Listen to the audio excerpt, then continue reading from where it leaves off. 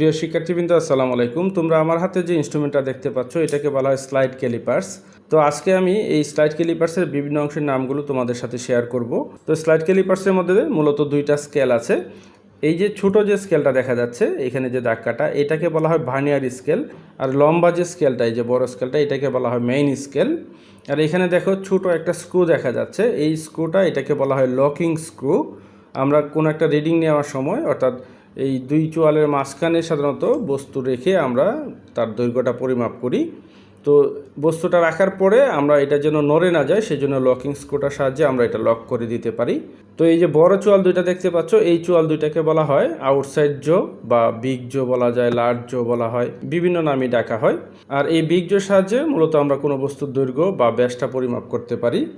তো আমার হাতে দেখো একটা দণ্ড নিয়েছি, ফাফা দণ্ড। এটার প্রস্থটা আমরা এভাবে বের করতে পারি। এই দুই চোয়ালের এই যে সমতল অংশ দুইটার মাঝখানে আমরা বস্তুটাকে রাখবো, রেখে এই যে লকিং স্ক্রু যেটা আছে এটাকে লক করে দিলে আর বস্তুটা পড়বে না। এই যে দেখো, পড়তেছে না।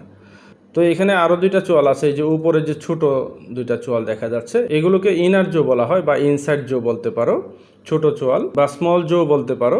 এই চোয়াল দুইটার কাজ হচ্ছে কোনো একটা, এই যে এরকম দেখো ফাফা অংশ যদি থাকে, এটার ইন্টারনাল যে ব্যাসটা আছে সেটা যদি আমরা পরিমাপ করতে চাই, এই চোয়াল দুইটা মাঝখানে প্রবেশ করিয়ে আমরা এরকমভাবে দেখো এটার ব্যাসটা মাপতে পারি। এই বড় চোয়ালের মাঝখানে কোনো বস্তু রেখে এটার দৈর্ঘ্য বা ব্যাসটা আমরা যেভাবে পরিমাপ করি, রিডিং নেওয়ার সিস্টেমটা একই রকম হবে যদি আমরা এই ইনসাইড জোয়ের সাহায্যে কোনো একটা ফাফা বস্তুর বা কোনো একটা ফাফা সিলিন্ডারের ব্যাসটা পরিমাপ করি।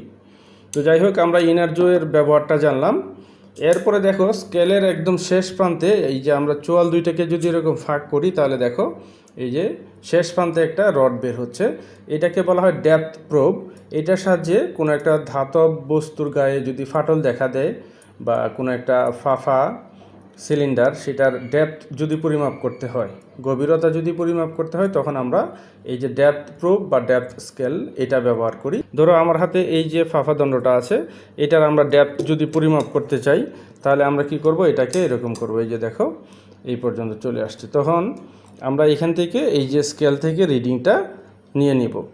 নর্মালি বড় চোয়ালের মাঝখানে বস্তু রাখলে যেভাবে রিডিংটা নিতে হয়, যেভাবে আমরা পরিমাপ করি, ঠিক একই রকমভাবে এখান থেকে রিডিংটা নিলে এটার এই যে ফাফা দণ্ডটার ডেপথ আমরা পরিমাপ করতে পারবো। আর এই ভার্নিয়ার স্কেল ব্যবহার করার আগে তোমাকে প্রথমেই যে বিষয়টা দেখতে হবে সেটা হচ্ছে এই যে বড় চোয়াল দুইটা যদি আমরা একসাথে করি, তাহলে দেখতে হবে এই যে ভার্নিয়ার স্কেলের শূন্য দাগ আর এই যে মেইন স্কেল যেটা বললাম, মেইন স্কেলের শূন্য দাগ বরাবর আছে কিনা।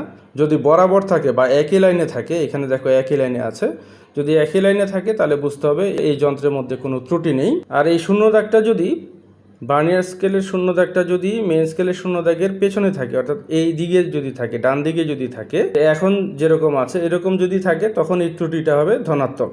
সাধারণত শূন্য দাগটা মেইন স্কেলের যে ছোট ছোট গড়গুলো আছে এরকম এক গড়ের চেয়ে কখনোই বেশি হবে না, এক গড়ের চেয়ে সামান্য একটু পিছনে থাকবে।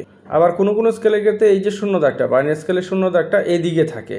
মেন স্কেলের যে শূন্য দাগটা আছে, মেন স্কেলের শূন্য দাগটা পার হয়ে চলে আসে, যদি পার হয়ে এদিকে চলে আসে তখন এই ত্রুটিটাকে আমরা নেগেটিভ ত্রুটি বলবো।